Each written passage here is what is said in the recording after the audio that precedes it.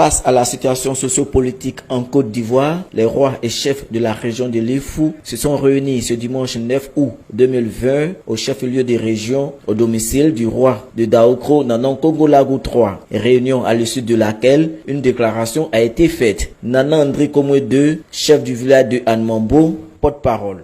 Depuis quelques jours, l'actualité nationale est dominée par les tractations autour de la prochaine élection présidentielle prévue se tenir le 31 octobre 2020. L'élection démocratique du président de la République est un moment important dans le déroulement de la vie de la nation. L'animation, la ferveur et même les passions autour de cet événement sont habituelles. Cependant, il nous a été donné de constater avec surprise une montée des appels et des soutiens tous azimuts à la candidature à un troisième mandat du président de la République sortant. Notre étonnement est d'autant plus grand que certains de nos pères, rois et chefs traditionnels, ont décidé contre toute attente de fouler aux pieds les textes régissant notre corporation par un suivisme et une imitation sans vergogne de ces appels et soutiens politiques. Puis, quelques chefs traditionnels de notre région ont risqué à leur corps défendant une telle déclaration au nom de toute la chefferie de la région de l'Ifou. Constatant malheureusement que l'antagonisme des intérêts, la démesure, la cupidité, la duperie, la duplicité, la déraison, l'égoïsme, l'égocentrisme, l'injustice et la méchanceté des hommes transforment les processus électoraux en foire d'empoigne dramatiques et destructifs.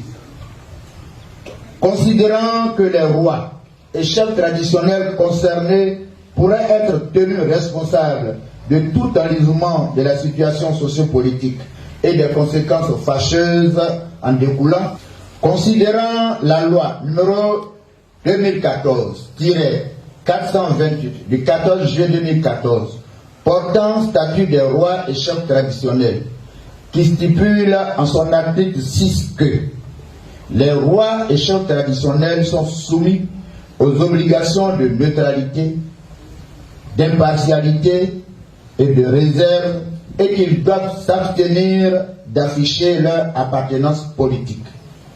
Nous, rois et chefs traditionnels de la région de l'Ifou, réunis ce dimanche 9 août 2020 à Daokro, chef-lieu de la dite région, réprouvons vigoureusement toute déclaration et tout appel relatif au soutien à une quelconque candidature émanant des rois et chefs traditionnels.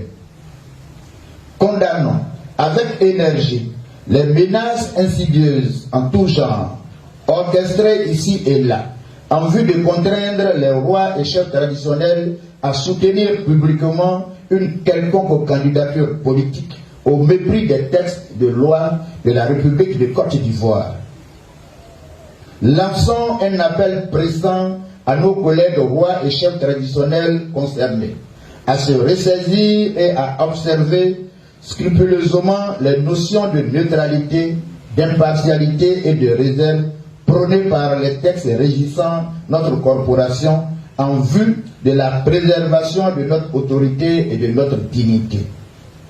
Réaffirmons notre attachement aux valeurs de paix et à la consolidation de l'état de droit par le respect absolu des lois et règlements de la République. Invitons instamment nos responsables politiques au respect des lois de la République, gage de paix, de justice et de cohésion sociale. Invitons les leaders politiques à privilégier l'intérêt général sur les intérêts particuliers et partisans.